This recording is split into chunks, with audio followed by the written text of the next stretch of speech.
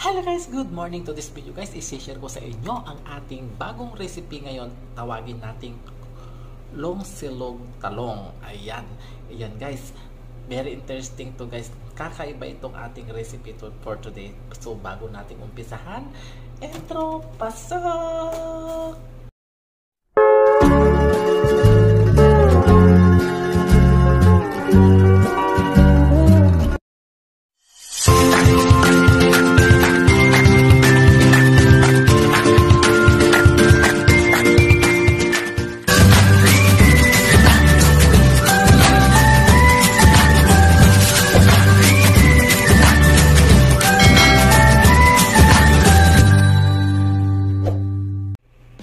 So yan guys, ito yan guys yung ating gagamitin. Ito guys ay bunga ng ating talong. Ayan, 3 lang. Then maglalagay lang tayo ng 4 na egg. Eksakto lang guys. So ayan, umpisa na natin guys. Slicein na natin ang ating talong at saka i-scramble na natin yung ating egg para sa ating long silog talong recipe.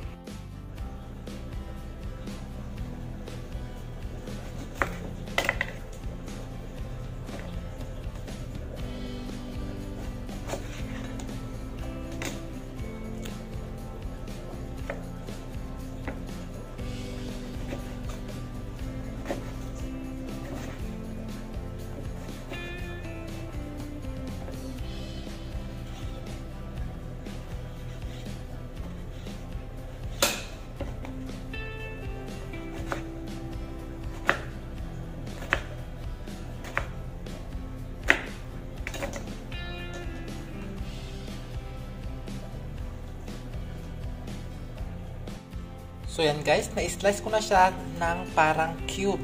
Ayan, so binabad natin sa tubig para hindi siya mangitim as you can see. Ngayon guys, yung egg naman ang ating titimplahin.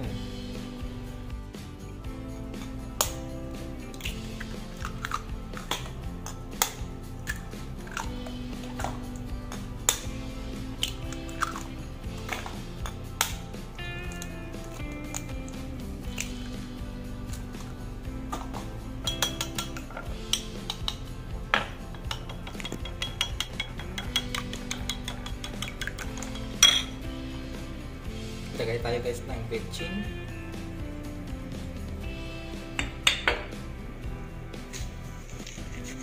Salt. Kunti lang. Then scramble natin.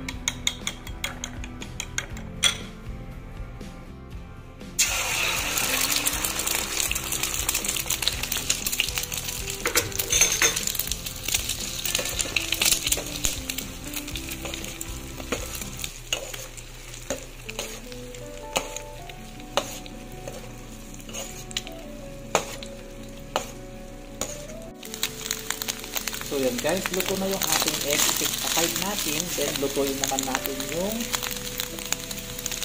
talong. So now guys, yung ano naman talong ay lutuin natin.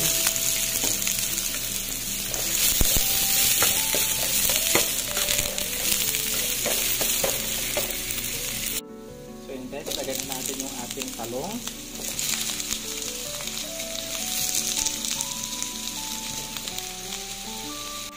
So guys, maglagay tayo ng ano guys, kunting ano lang, black pepper, ang ating betchin, ating asin, kunti lang kasi maglagay na tayo kanina sa may egg. And ito guys, black soy, and kunti lang guys. And mag-add tayo guys na hot water na napangluto lang natin sa talong. Ayan, okay na yan guys.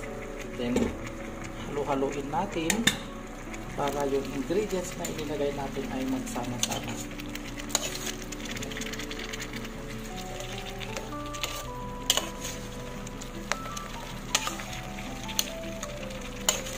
Ayan, so lutuin natin guys itong talong within 10 minutes.